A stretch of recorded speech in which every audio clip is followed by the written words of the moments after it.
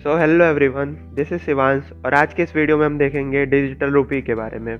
आप सभी ने पार्लियामेंट में रिसेंटली हमारे फाइनेंस मिनिस्टर मिसेस सीतारमन का अनाउंसमेंट सुना होगा, तो ये वीडियो पूरी उसी पे डेडिकेटेड है। हम पहले देखेंगे कि डिजिटल रूपी क्या होता है, फिर देखेंगे उस पर कॉमन सिटीजन पे इम्पैक्ट क्या होता है और कैसे ये चीज़ें काम करती हैं, हम ये भी देखेंगे। उसके बाद हम बात करेंगे कि सीबीडीसी क्या होता है और कैसे ये पूरा सिस्टम वर्क करेगा। So without any further delay, let's get started.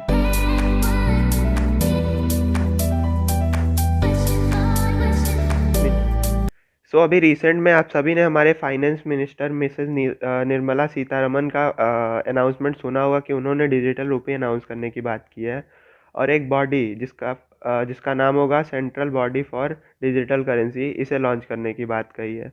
तो उन्होंने अभी इस पे कुछ एग्जैक्ट क्लियरेंस नहीं दिया है। उन्होंने अभी ये नहीं बताया कि ये किस ब्लॉकचेन पे डिफाइंड होगा, किस मतलब पीयर टू पीयर होगा या वो ट्रैक होगा, क्योंकि जो हमारी क्रिप्टो करेंसीज होती हैं वो एक ब्लॉकचेन पे रहती हैं जो कि डिसेंट्रलाइज्ड रहता है, पूरी तरह से ट्रांसपेरेंट रहता है और उसमें सारा काम पीयर टू पीयर हो रहा था, कोई इंटरमीडिएट बॉडी नहीं होती है। और ये peer to peer, decentralization, blockchain, ये सब क्या होता है, इस पे मैंने एक वीडियो बना रखा है, आप चाहें तो वो पूरा देख सकते हैं। उसमें मैंने शुरू से लेके लास्ट तक क्रिप्टो करेंसी को एक्सप्लेन किया है। एकदम आपका सारा डाउट क्रिप्टो करेंसी से रिलेटेड एकदम फुल्ली क्लियर हो जाएगा, मैं आपको गारंटी करता हूँ।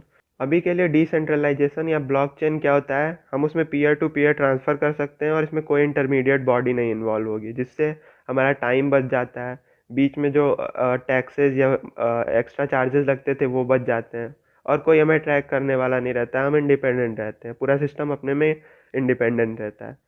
पर ये इंडियन रुपीज़ है, ये digital currency government of India की है, तो जाहिर सी बात है वो उसे ट्रैक करेंगे। पर इस पे अभी क्लियरेंस टोटली आया नहीं है, तो हम इस पे ज़्यादा बात कर नहीं सकते। जब पूरी इन्फॉर्मेशन आ जाएगी तो मैं आपको ज़रूर इस पे एक नया वीडियो बना दूंगा। इसमें आप मनी रियल टाइम में शेयर कर सकते हैं और ऑनलाइन बैंकिंग यूज़ करके 24/7, जैसे नेफ्ट या फिर IMPS होता है उसमें थोड़ा टाइम लगता है। ऑनलाइन जो ऐप्स आ गए हैं जैसे गूगल पे, पेटीएम या फ़ोन पे, आपने सुना होगा, तो उसमें मनी इंस्टेंट ट्रांसफ़र हो तो जाता है, पर वो प्राइवेट बॉडीज़ हैं। पर ये जो डिजिटल रुपी होगा वो गवर्नमेंट ऑफ इंडिया का होगा, तो आप इसमें पूरी तरह से सिक्योरिटी और ट्रस्ट कर सकते हैं। अब अगर आप क्रिप्टो करेंसी के बारे में जान रहे हैं तो आपको पता होगा कि क्रिप्टो करेंसी में बीच में कोई इंटरमीडिएट बॉडी नहीं होती है। इसका इन्फॉर्मेशन हर सिस्टम पे जाके स्टोर होता है, तो उसमें बीच में कोई हम चेंजेस भी नहीं कर सकते, कोई हमें ट्रैक भी नहीं कर सकता। पर Indian rupee government of India की है, तो जाहिर सी बात है वो उसे ट्रैक करेगी, वो देखेगी कि कौन इसे कैसे यूज़ कर रहा है, कुछ इलीगल काम नहीं कर रहा है ना। तो ये सारी चीज़ें ध्यान रखते हुए इंडियन रुपी बनाया जाएगा। पर जैसा कि मैंने आपको बताया कि अभी उन्होंने कुछ क्लियर आइडिया नहीं दिया है, तो हम ज़्यादा कुछ इस पे बात नहीं कर सकते। उन्होंने बस अपने स्पीच में इतना बोला था कि ये हमारे इकोनॉमी को बहुत ज़्यादा बूस्ट करेगा, हमारे डिजिटल इकोनॉमी को बहुत ज़्यादा बूस्ट करेगा, और इसलिए ये हमारे लिए एक रिक्वायरमेंट बन चुका है। और अगर उन्होंने ये वाली बात स्टार्ट की है तो ये ज़रूर हमें कुछ ना कुछ आगे फर्दर नोटिस ज़रूर आएगा कि ये कैसे वर्क करेगा और कैसे ये चीज़ें सारी काम करेंगी। अब जो नेक्स्ट चीज़ हमारे माइंड में आती है कि हमें ये इंडियन रुपी क्यों चाहिए। तो जैसा कि आपको डीमोनेटाइजेशन याद होगा 2016 का, जिसमें 500 और 1000 से के सारे नोट्स बंद हो गए थे। तो उस समय जो हमारे लिए बेसिक नीड्स थी उनके लिए हमें फ़ाइट करनी पड़ी थी। आपको याद हो, अगर आपने फेस किया हो कि बैंक्स की लाइन कितनी लंबी लगती थी करेंसी एक्सचेंज के लिए और कितना प्रॉब्लम हुआ था, तो उस समय एक चीज़ ग्रो हुआ और वो क्या था, हमारा cashless transaction. Paytm, PhonePe, Google पे, ये सारी चीज़ें बहुत अच्छे से ग्रो की और लोग कैशलेस ट्रांजेक्शन्स को एक तरह से एक्सेप्ट करना स्टार्ट कर दिए। पर ये सारी जो हमारी एजेंसीज़ हैं, गूगल पे वगैरह, ये सारी प्राइवेट कंपनीज़ हैं। पर गवर्नमेंट चाहती है कि उसकी भी एक बॉडी हो जो इंडियन रुपी हो और वो एक दूसरे, जैसे हम करेंसी एक्सचेंज करते हैं वैसे ही ये सारा ट्रांजेक्शन हो। पर जो हमारा डिजिटल रुपी होगा वो जैसे नॉर्मल हम करेंसीज़ को एक्सचेंज करते हैं वो हम कर सकते हैं और ये हमारे भारत सरकार द्वारा संचालित होगा, तो इस पे हम पूरी तरह से भरोसा कर सकते हैं। अब सीबीडीसी क्या है? सीबीडीसी एक अथॉरिटी होगी जो हमारे इस पूरे साइकिल को, ये हमारे डिजिटल फॉर्म ऑफ करेंसी को मैनेज करेगी। जैसे वो कैसे किस ब्लॉकचेन पे काम करेगा, कैसे वर्क करेगा पूरा, क्या क्या उसके रूल्स होंगे, कैसे ट्रांजेक्शन्स होगा, क्या टाइम होगा ट्रांजेक्शन का, मतलब क्या चार्जेस होंगे, ये सारी चीज़ें ये सीबीडीसी जो बॉडी अभी बनेगी वो सारी चीज़ें उसके अंडर में आएंगी। और इस बॉडी को हमारा reserve bank of India launch करेगा। यही मतलब ये हमारे देश के करेंसी का सारा काम रिजर्व बैंक ऑफ इंडिया है, तो ये डिजिटल करेंसी भी reserve bank of India he handle करेगा। आगे ये जो भी प्लान बनाए अपने अकॉर्डिंग वो सारी चीज़ें ये खुद लॉन्च करेंगे। अभी ये पूरा सिस्टम कॉमन सिटीजन को कैसे इम्पैक्ट करेगा ये देखते हैं, है ना। तो इसको एक एग्जांपल से हम समझने का ट्राई करते हैं।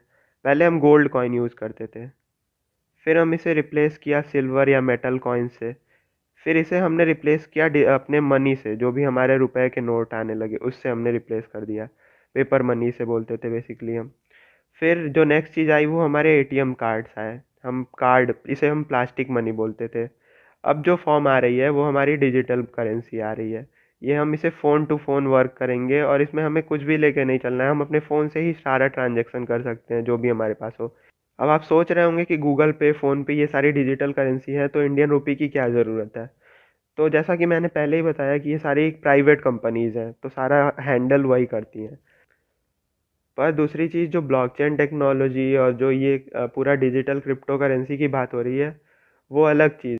अगर आपने अब तक वीडियो अच्छे से देखा होगा और डिस्क्रिप्शन में मैंने जो लिंक दिया है उसमें वीडियो देखा होगा तो आपको ये चीज़ क्लियरली समझ में आ गई होगी कि इन दोनों चीज़ जो मैंने बोला इसमें डिफरेंस क्या है। आपको भी पता है हम अब अपना पूरा ट्रांजैक्शन ऑनलाइन ही करते हैं, पेमेंट हम सारे ऑनलाइन करते हैं, बिल पेमेंट हुआ या कोई भी प्रोडक्ट का पेमेंट हुआ। हम दो शॉप पे भी जो जाते हैं वो सारा क्यूआर कोड स्कैन करके हम पेमेंट कर रहे होते हैं। तो ये एक तरह से हमारे लिए बहुत बेनिफिशियल होगा कि अगर हमारे लिए कोई एक नेशनल करेंसी लॉन्च हो जाए तो ये वाली चीज़ हमारे लिए काफ़ी बेनिफिशियल होगी कि अगर हमारे पास एक कॉमन करेंसी हो जाए, नेशनल करेंसी हो जाए जिससे हम सारा ट्रांजैक्शन करें हैंड टू हैंड और वो गवर्नमेंट द्वारा हमारा संचालित हो, कोई भी बीच में प्राइवेट कंपनीज ना इंटरफेयर कर रही हो। तो ये हमारे लिए बहुत ही अच्छा ऑप्शन होगा और ये पूरा हमारे डिजिटल इंडिया को एक नए मोड़ पे ले जाएगा एक तरह से।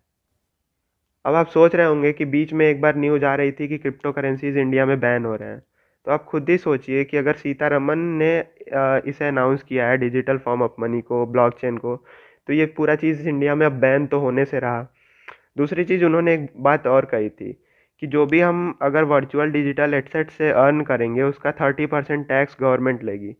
और ये चीज़ आप खुद ही सोच सकते हैं, अगर वो 30% टैक्स लेंगे तो वो इस चीज़ को बैन नहीं कर सकते। उन्होंने बोला कि there has been a phenomenal increase in transaction in virtual digital asset, the magnitude and frequency of these transaction have made it imperatively to provide a specific tax regime. तो वो अपने बेनिफिट के लिए थोड़ा सा टैक्स भी लेंगे और ये चीज़ बैन नहीं करेंगे। इससे आपको एक आइडिया लग गया होगा बजट में उन्होंने जैसा कि बोला था। सो ये वीडियो हमारा एक जनरल वीडियो था। आगे जो भी अनाउंसमेंट होंगी उस पे मैं वीडियोस बनाता रहूँगा। उसके लिए आप चैनल को सब्सक्राइब कर लीजिए ताकि आपके पास वो वीडियोस आती रहें। आपके माइंड में अगर कोई भी क्वेश्चन अगर आया हो तो आप पक्का उसे कमेंट बॉक्स में ज़रूर ड्रॉप करिएगा, मैं उसका ट्राई करूँगा रिप्लाई दे दूँ। और वीडियो को लाइक करिएगा और शेयर करिएगा। सजेशंस या कुछ और चीज़ हो तो आप कमेंट उसे कर सकते हैं। और वीडियो में लास्ट तक रहने के लिए थैंक यू वेरी मच।